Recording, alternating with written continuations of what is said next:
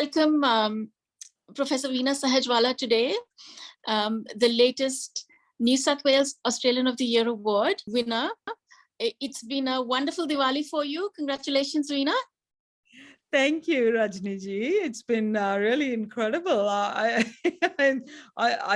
don't know if I'm kind of still believing that, you know, I got nominated, and then that was a surprise, and then of course, you know, actually sort of walking away last night with this was yeah, it was a real shock to the system. It's one thing to get sort of science and engineering kind of awards, but I think to me, this is the ultimate Australian award, because it is very much about capturing the spirit of being an Australian. It's about, you know, how you actually, you know, connect and contribute to communities. So I think to me, this is really special. It's different.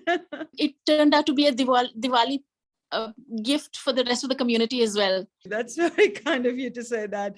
I feel very blessed, and that so many members of the community, so many people have been sending messages. So I really feel very humbled to have been in this position for I guess as a recognition of the scientific work, but in a broader sense around what it means to our communities, what it means to our environment. And ultimately, of course, it is a holistic recognition of the work, more than just about science. It's very much about, you know, the social impact and the environmental impact that this kind of work actually is for our planet and for our people. Trust you, Veena, you're always looking at the bigger picture. Thank you, Rajni. So who was the first person you called when you got to know? Oh, I guess we were all sitting, my husband and I, Rama and I were in the room last night. So I think basically as my name was called up and all of that happened, I think Rama was sending messages to our family, you know, my mom, you know, our kids, because both Rama and I came to Australia as basically people who kind of didn't know anyone. So you sort of, you know, start a new chapter in your life after you've done your studies and all of that. So I think to me, the fact that we've got our extended family here in Australia, all the beautiful people like yourself and Pawan and all the other friends who have been so incredibly fantastic to get to know and to really to be inspired by. I really do feel that we're part of an extended family in Australia. How is this award going to change your life? What do you hope? You know, I think to me, you know, this has been really a recognition for all the fabulous work that so many of our collaborators in communities and industries, you know, members of NSW Smart Centre have been working towards, you know, everything that we're really passionate about. And I think to me, it's about ultimately the scientific work, but also much more importantly about, you know, us being that source of hopefully inspiration for future generations to see this as a source of hope and optimism. And I think to me, that's the best part, because I think I feel very privileged when lots of young people who've told me how they are really inspired by the work. And I think to me, that's really the ultimate, you know, I guess praise you can get when a young person who speaks you know, from their heart, and young people are so concerned about the environment, to look up to some of this kind of work and feel that sense of optimism. Let's go back to a young Veena growing up in Mumbai.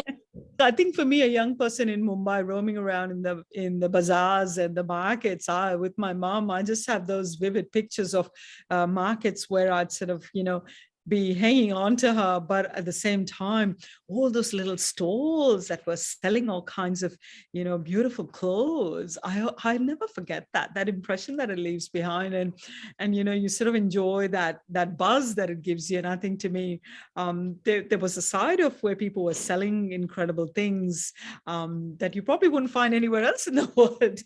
But then there were also people who were, repairing your clothes and repairing shoes and fixing your old TVs and all of that. And there was that entrepreneurial spirit that I think was so so inspiring, because I think to me that kind of also showed that how creative people can be, learning the skills that they were self-taught, whether it was about fixing their clothes or electronic goods or whatever. And I think, to me, all of that is very inspiring when you see people who can be very creative, but they bring that creativity and the love for their work. Of course, it's about, finding a way to have a livelihood that they're good at, but also in a way they were genuinely really engaged. I'd never forget the conversations I'd have with the guy who was down the street from me, who would always fix our shoes. And I think, I would love to have a conversation with him, and he'd love to have a conversation. Okay, what kind of heel do you want? I'll fix it here. And, but if I put this kind of rubber sole, this will last longer, and this one. And, just those conversations, I remember taking the time to explain to a little kid, that, oh, if I put this rubber sole, this will last long. And I think all of those, it's funny how these small conversations that sit somewhere in the back of your mind, some of those things that I love so much about what science and technology and in our work of recycling can be all about, is how we actually bring a lot of those ideas to make a difference, because I think collectively that's what makes a difference. That's what sustainability is all about. Whether it's India or Australia or anywhere else in the world, I think if we all bring together our own little micro solutions and we all kind of make that as part of our life, then we would have actually, in a big way, contributed to a change. And I think, to me, that's the change in mindset that we need. I do find myself telling sometimes about the area where I live in. I'll tell somebody, no, there's a guy next to the station that does a great job in fixing my shoes. So guess what? I found another corner shoe shop guy right here in Sydney, close to where I live, doing exactly the same thing that I used to do when I was a little kid in Mumbai. You've done wonderful things. Recycled plastic for steel. You've used old clothes for building material. What other weird and wonderful things are you working on at the moment? Yeah, right. Well, I guess there is something in the pipeline that I can probably share with you. I'm also very passionate about coffee. I love coffee.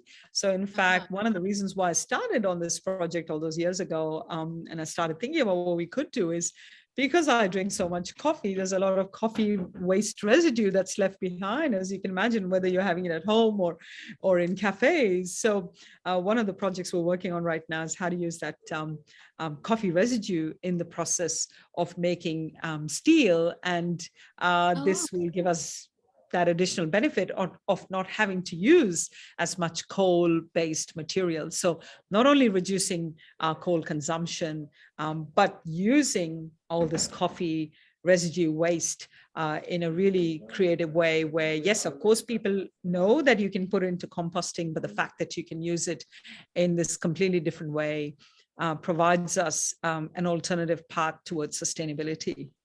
Wonderful. Never stop thinking weird things, Veena. Yeah, I'll promise you that. I'll keep thinking about weird and wonderful things.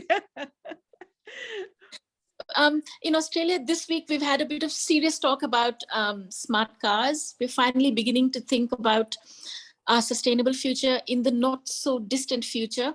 But seriously, how do you see this country taking on a more sustainable lifestyle? Will it be 5 years, 10 years, more?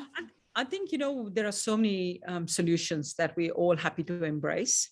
And in all of these things, of course, you need infrastructure, right? So whether you're talking about charging station or whether you're talking about, you repairing your cars, either way, this is all around infrastructure and what it means. So, if you have a car that you want to be able to, repair different parts, and in the few years' time, let's say you want to actually repair and replace your battery parts, and all of this means that in our approach towards sustainability, we're going to constantly have to innovate, and what kind of infrastructure we need for, fixing our cars and repairing our batteries and products.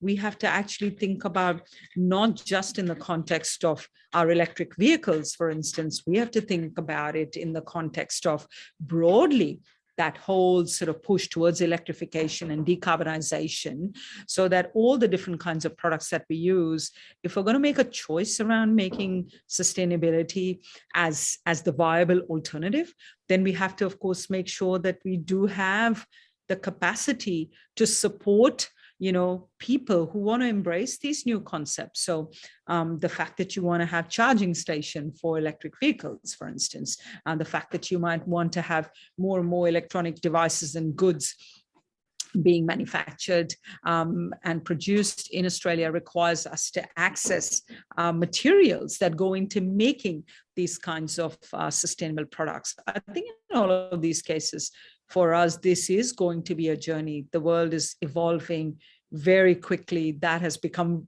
very apparent. And I think more and more people are actually really ready to embrace a whole new way of living, a whole new mindset. But I think this again requires partnerships and collective support, all the way to your local councils, to, of course, businesses and research communities, and community members wanting to support new initiatives that are coming about. Yep. So you just spoke about mindset, and it made me think of another question. I'm so happy to see that this award in our state has gone to a scientist, because in the past few months, we've seen a slight shift in temperament in certain sections of the population away from science. What are your thoughts on that? I think what is really very heartwarming to see is how, people now are really keen to engage in a conversation about science. But I think, again, it's got to be a conversation that connects science to our everyday lives and really shows to people that this has a big impact on our lives, whether it's about our health, whether it's about our environment, or, in all of these cases, people do want to engage if they can actually see why it matters. It is, of course, a role that, scientists can play in connecting with our communities and making science accessible so that everyone understands.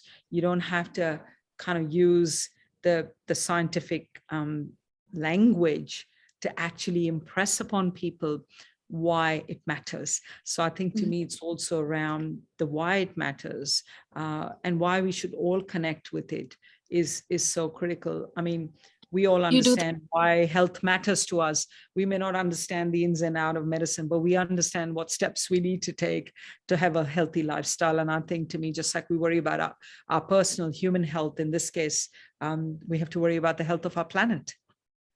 Absolutely. You are also a flag bearer for STEM and women in STEM. Why do you think women are a better fit for science? I think it's all about diversity, isn't it? Whether it's about diversity when it comes to gender, whether it's diversity when it comes to cultural, ethnic diversity, and the way we all think differently. I think this is the point, that what we bring to the table is our life experiences. So you go back to the days, my early days and childhood in Mumbai, and thinking about all the different things that we get inspired by in our lives. I guess it's about very much bringing our head and our heart, to the conversation. So I think, to me, that's really the important sort of point here, that when we bring our whole self to this kind of thinking, we're actually collectively delivering a better outcome for all people on this planet. And I think that is why diversity is important. So we can put ourselves in the shoes of, different people across the world. That's why I think, to me, it's important that we listen to different voices and we hear, what people's needs and worries are. That's what ultimately matters. Why are we doing science? Is because we want to ultimately deliver a better outcome for people. Veena, you're already in the media, you talk a lot, and I'm sure winning this award will give you a lot more opportunity to continue doing the same thing. I hope there are many women out there, young women who are listening to you and who can come and do what you're doing. You're the most stereotypical scientist. You're full of energy. I don't see a lab coat anywhere around you. You're bubbling with energy, and you're thinking these weird and wonderful creative ideas, which is what young women like, and a great sense of fashion, all kinds of things to bring women into whatever it takes, huh? Well, I love the points that we're talking about here about inspiring young people, because that's what we have. We have hope and optimism in the future generations. Really wanting to kind of do all the good things and be creative and feel like that they've got that passion and energy, and that we're all willing to listen and support young people on their journey. So I think that's the best thing we can do, is encourage and help others on their journey. Yep. So good that is so vintage, Veena. So good to hear that. And we're just hoping that come January, we get to know that you are Australian of the Year as well. So all the best for that. Fingers crossed. Thank you, Rajni. Thank you for your very kind words, and thank you for having me.